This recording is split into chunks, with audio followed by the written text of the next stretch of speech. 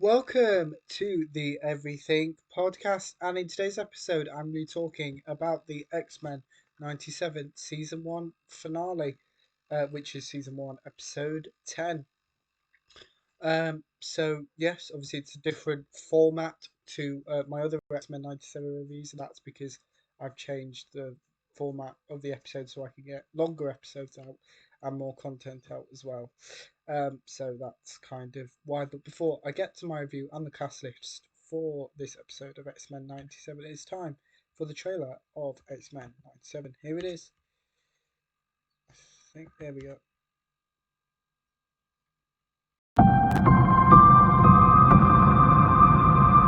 You were my first students, my family.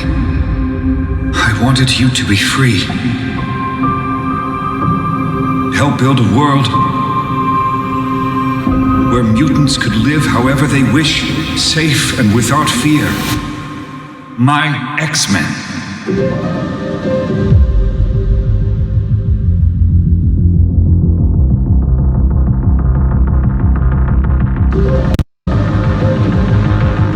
We have to be strong for the team.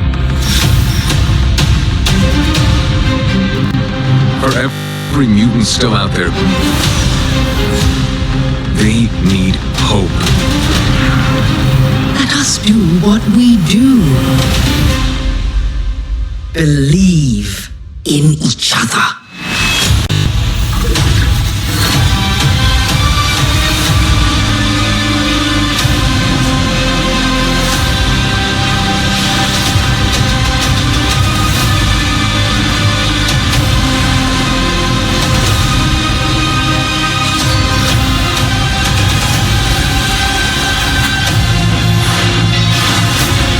Charles Xavier entrusted me with his dream. Everything he built. Everything he fought for. Now belongs to me. My X-Men.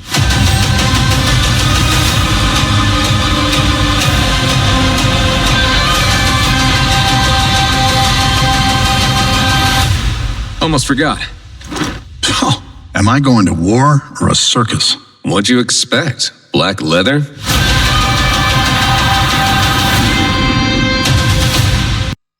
That was the trailer for X-Men 97. Next up, I will be going through the cast list for X-Men 97. Season 1 in general, actually, because there's no differences. But yes, oh no, no. But I've just closed. I didn't realise that I'd closed the document. I thought I still had it open, which is a bit annoying. So just bear with me a second. There we go. It wouldn't be a podcast episode if there wasn't some kind of technical thing.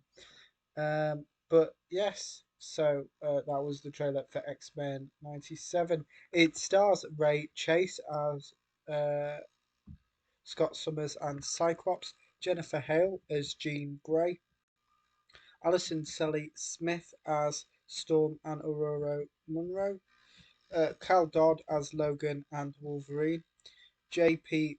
Kaliak as Morph,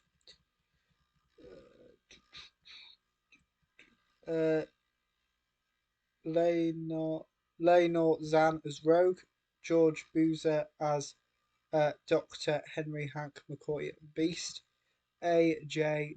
Lukosco as Remy LeBeau and Gambit, Holly Chu as Jubilee and Jubilee, Isaac Robinson Smith as Lucas Bishop, Matthew Waterson as Eric Magnus Lyncher and Magneto, Ross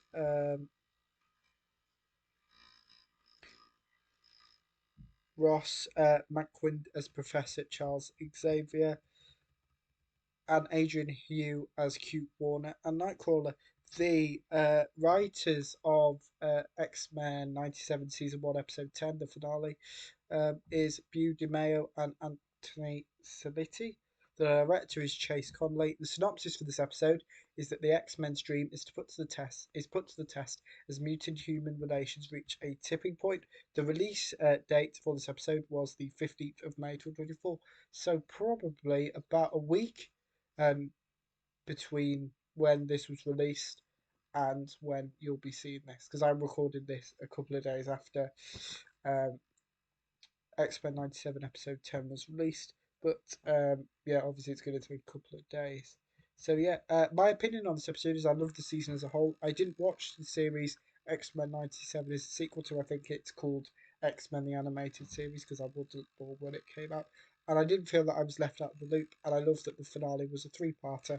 And I liked that the episode ended with a to be continued, which obviously confirms a season 2 of X-Men 97, which we kind of expect anyway. Without further ado, here is my review of X-Men 97. We have the previously recap and the title sequence, which is amazing, by the way. A flashback scene featuring Charles and Magneto is shown. In this scene, Charles reveals to Magneto that he is a mutant.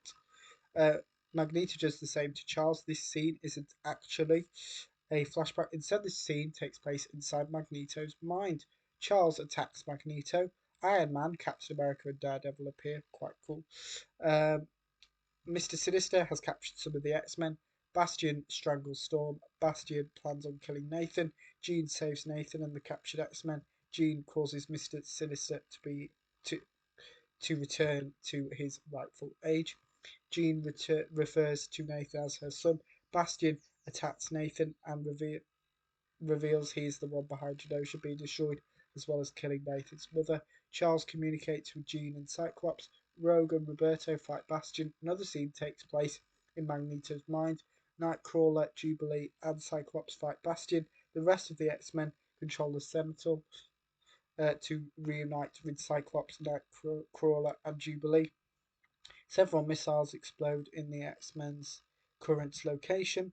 Roberto saves Jubilee. Forge loses communication with Storm. Cyclops shows Nathan his real eyes. Charles and Magneto remember who each other are. Magneto, alongside the X-Men, saves Earth. The X-Men are presumed dead. Forge points a gun at Bishop. Rogue is in 3000 BC, as is Nightcrawler, Charles, Magneto, and Beast. Cyclops, what was that with that pronunciation? Cyclops is in 3960 AD, so what's that? Nearly 2000 years in our future, as is Jean and Nathan. That is it for my review of X-Men Season 1, Episode 10, which is the finale for Season 1. So obviously there won't be any X-Men 97 reviews for a while. Well, the next one, because I've covered all of Season 1, will be when Season 2 comes out, which could be later this year, it could be next year, it could be 2026 to 2027. We don't know, but there is Comic-Con in July, so in about 2 months' time, so we might find some information there. But yes, so let me know what you thought about X-Men, the Season 1 finale of X-Men 97 in the comments below. If you watched it, my review, if you as I just said, you can do both those things with the comments below as well. Anything you want me to cover on the channel, it could be a TV show, it could be a movie, it could be anything that is it's everything. That's what the podcast is called. So I want to be doing and branching out a little bit more. And remember, you can also like, comment, and subscribe. And that's it for this episode of the Everything Podcast. Goodbye.